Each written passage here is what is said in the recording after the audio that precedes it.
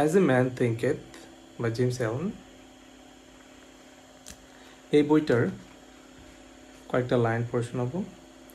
Man's mind may be likened to a garden, মানুষের মনটা একটা বাগানের মতো, which may be intelligently cultivated or allowed to run wild, যেটাকে খুব বুদ্ধিমত্তার সাথে চাষ করা যায় অথবা বনের মতো ছেড়ে দেওয়া যায়।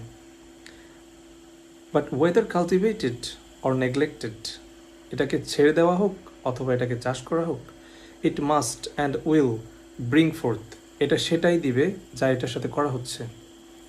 If no useful seeds are put into it, এখানে যদি কোনো উপকারী বীজ ফেলা না হয়, then an abundance of useless weed seeds will fall therein, সেখানে অজস্র আগাছায় ভরে যাবে।